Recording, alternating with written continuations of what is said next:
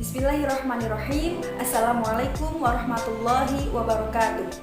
Perkenalkan, nama saya Adni Hayatun Nifus dari jurusan Pendidikan Bahasa Arab, Fakultas Ilmu Tarbiyah dan Keguruan, YIN Syekh Nurjati Cirebon. Di sini saya akan memenuhi tugas mata kuliah Madkhal Ilmi Al-Lughah, yaitu mempresentasikan mengenai deskripsi umum linguistik. Di sini saya akan menjelaskan mengenai pengertian linguistik. Pengertian linguistik secara etimologi. Secara etimologi, kata linguistik adalah serapan dari bahasa Inggris dari kata linguistik. Kata ini merupakan kombinasi dua kata, yaitu linguis dan imbuhan kata IC. Kata linguis sendiri adalah kata hybrid atau campuran dua kata dari bahasa yang berbeda, yaitu kata lingue dari bahasa Latin dan imbuhan akhiran IST dalam bahasa Inggris. Kata lingue dalam bahasa Latin bermakna tang atau lidah, sedangkan imbuhan IST dalam struktur bahasa Inggris adalah elemen pembentuk kata yang menunjuk arti orang yang melakukan atau membuat sesuatu, atau bisa juga digunakan untuk menunjukkan arti kepatuhan terhadap suatu doktrin atau kebiasaan tertentu. Sebagaimana kata-kata serapan yang ada di dalam bahasa Inggris seperti sophist, baptist, dan evangelis. Kemudian, linguis dalam kamus online Merriam-Webster.com bermakna a person accomplished in language, yang artinya orang yang cakap dalam berbahasa. Sedangkan dalam kamus online Cambridge dimaknai someone who studies foreign language or can speak them very well, or someone who teaches or studies linguistics, atau seseorang yang mempelajari bahasa-bahasa asing atau yang bisa berbicara menggunakan bahasa-bahasa asing dengan sangat baik, atau seseorang yang mengajar ataupun mempelajari ilmu bahasa. Kemudian imbuhan ICS dalam bahasa Inggris dapat bermakna bidang ilmu atau pekerjaan dari kata sifat. Kemudian yang kedua yaitu pengertian linguistik secara terminologi. Dalam buku berjudul Linguistik, yaitu sebuah pengantar karya dari Mansur Padeta, di dalamnya dipaparkan bahwa secara jelas linguistik merupakan suatu ilmu tentang bahasa atau ilmu yang menjadikan bahasa itu sebagai objek kajiannya atau telaah ilmiah tentang bahasa manusia. Namun, jika disimpulkan, pengertian linguistik secara terminologi yaitu yang pertama, ilmu yang mengkaji bahasa manusia dan juga studi ilmiah tentang bahasa. Yang kedua, yaitu pembahasan mengenai wilayah-wilayah kajian linguistik.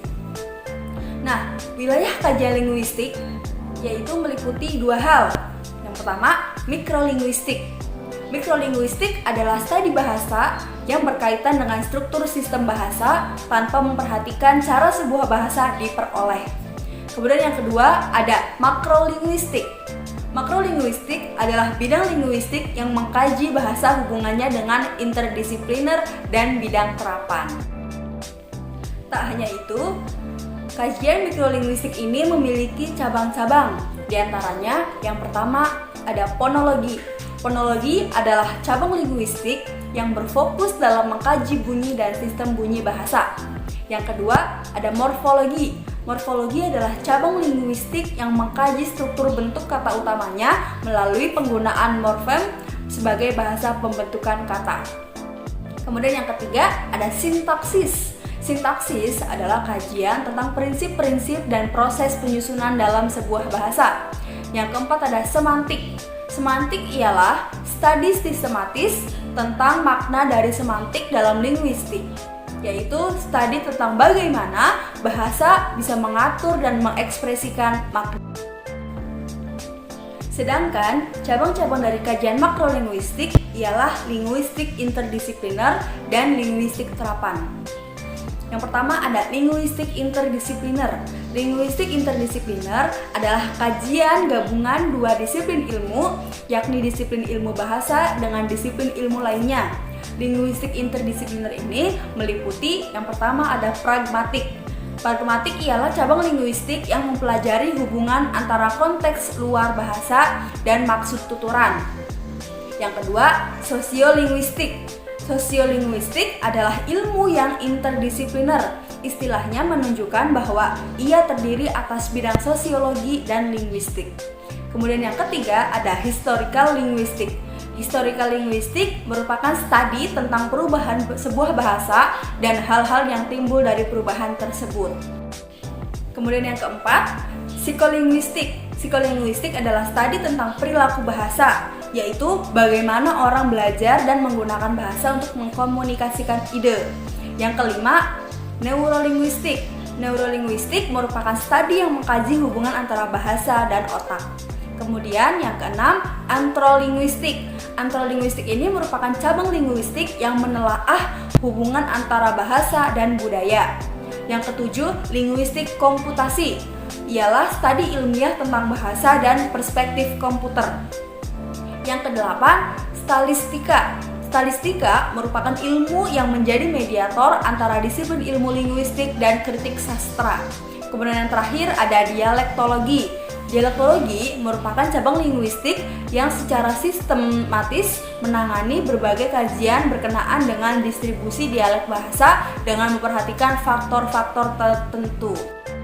Adapun cabang makrolinguistik yang kedua yaitu linguistik terapan.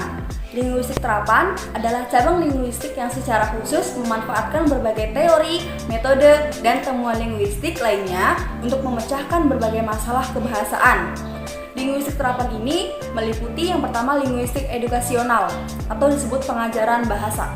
Linguistik edukasional merupakan salah satu cabang ilmu linguistik terapan yang khusus untuk menganalisis, menerangkan, dan menjelaskan tentang praktik pelaksanaan pengajaran bahasa dan pendidikan bahasa yang berlandaskan pada teori-teori kebahasaan. Yang kedua, ada penerjemahan. Penerjemahan merupakan informasi linguistik yang implisit, berisikan informasi linguistik yang implisit dalam bahasa sumber yang dijadikan eksplisit dan yang dalam perubahan bentuk dipengaruhi transformasi balik dan analisis komponen makna. Yang ketiga, perkamusan.